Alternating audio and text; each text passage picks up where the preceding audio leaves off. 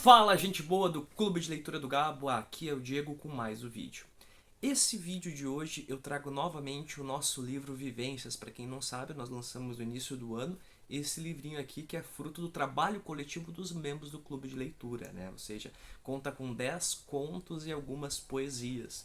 O livro já apareceu em outros vídeos, né? Ele apareceu num vídeo no qual eu relatava o processo de produção do livro e também um pouco sobre o meu conto, num vídeo no qual a Vitória também falava da participação dela no livro e também sobre o conto dela. Agora eu trago então outros 2 contos dos 10, né? Então já fechando 4 contos que vão aparecer. E outros vídeos eu trarei então outros contos, né? Ou os próprios autores podem acabar produzindo vídeos para vir aqui pro canal. No livro de hoje, então, eu trago comentado o conto do Daniel, que abre então o livro, e o conto do Cris, que é o segundo, né? Os 2 primeiros contos. O Daniel, então, nos traz um conto que mistura um pouco de mistério, comédia e terror. Claro que a comédia é a parte mais constante do conto, né? O mistério ele é uma pitadinha e o terror também é uma pitadinha, mas é muito interessante, né? Esse é o primeiro conto que o Daniel escreveu, então já traz uns traços bem interessantes aí do que a gente pode esperar no futuro das obras dele. Então, o conto do Daniel se chama Planta Expiatória e nele a gente acompanha um casal que está reformando a sua casa e diante disso tem que alugar um espaço para residir enquanto a reforma não termina. Naturalmente, eles procuram algo próximo à sua casa e encontram uma casa de uma senhorinha idosa que aluga uma casinha que ela tem nos fundos. E ali eles vão ficar. Essa casa tem algumas frestas, algumas coisas estranhas e algo começa a acontecer. Eles se sentem vigiados. As plantas da casa parecem mudar de lugar constantemente. Aí nós temos daí uma coisa que eu não vou entrar muito no mérito, né? Que é o que eles vão descobrir o que está acontecendo naquela casa. Será que eles realmente estão vigiados, né? Daí nessa parte nós temos uma pitada de suspense barra terror, que depois vai para uma comédia. Então a gente tem essa brincadeira aí de acompanhar a trajetória desse casal, né? Enquanto espera a sua reforma. E aí tem umas outras questões discutidas, a questão da moradia, a questão do espaço da casa como um espaço privado onde o indivíduo pode proceder ou não proceder de Y, X ou M, né? O espaço, uma série de questões aí que permeiam a relação entre a casa, as pessoas e a sociedade. Então cabe a leitura, acho que o Daniel tá de parabéns aí pelo primeiro conto. O segundo conto é muito, muito interessante também. É o conto do Cristiano Pereira da Silva, nosso amigo Cris. E ele nos traz um conto chamado Um Conto à Luz do Déjà Vu. Interessantíssimo. É ele, Cristiano do presente, de 2020, 2021, voltando para o passado, dialogando com ele mais moço, com ele mais pequeno, lá na antiga Pelotas. Então ele volta com toda a carga de conhecimento do momento histórico em que ele vive, e não só do momento histórico no qual ele vive, mas também a carga do aprofundamento intelectual que ele teve ao longo da sua vida, né? O Cris ele tem uma trajetória muito parecida com a minha, né?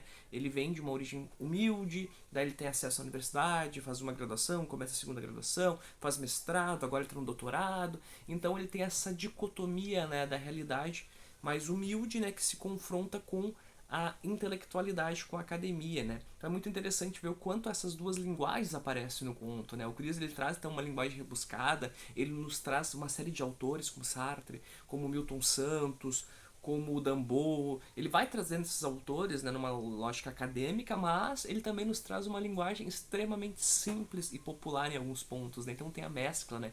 Essa mistura da academia com o popular, com o que a sociedade produz, né?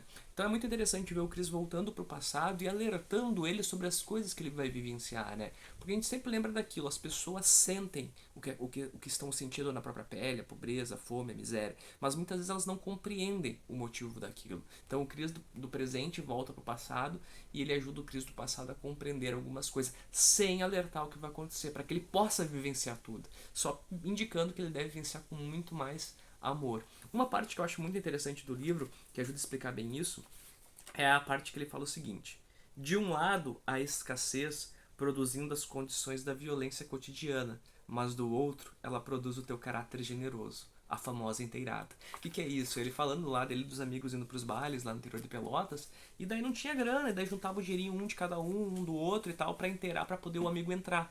Então eles tinham que escolher, ou levavam o amigo e rateavam, pagavam o ingresso e não tinham dinheiro para consumir nada lá dentro da festa, ou deixavam o amigo e ia sozinho.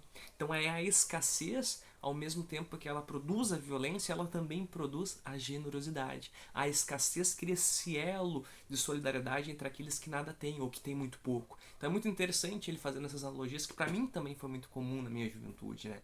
Então eu acho que o conto do Chris ele tem uma série de singularidades. Eu espero que um dia o Chris traga um vídeo dando a perspectiva dele, porque aqui é muito o que eu interpretei do conto dele.